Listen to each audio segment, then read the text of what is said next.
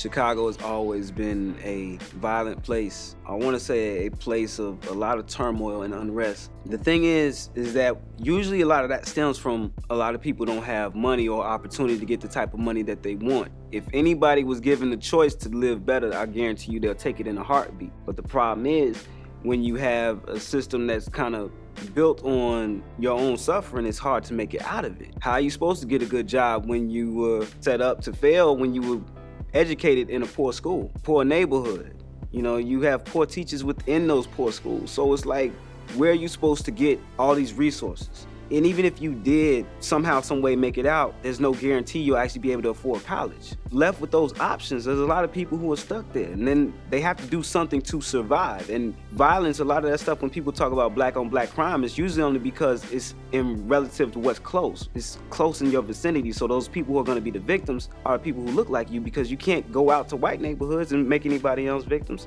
That's why we take it out on each other. Unfortunately, it's like the have-nots versus the have-nots. The things that need to happen to change it is that people need to, one, actively invest in our schools. We need to actively invest in ourselves. Unfortunately, we want other people to change it, but it's not gonna come from the government.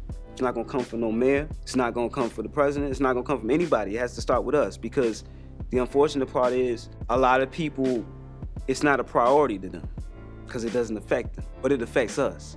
So either we can have two choices. Either you wait till they decide that you're a priority, which may not ever happen, or you could take it into your own hands and change it. I think those of us who are on our way to trying to get out of it, we have to invest in our own neighborhoods. We have to bring those businesses and have to bring those jobs and actually start making things that create long-standing opportunity within our neighborhoods so that we can keep the chain going, you know what I'm saying, that we can help each other instead of taking it and going out to the suburbs. I think those things are important.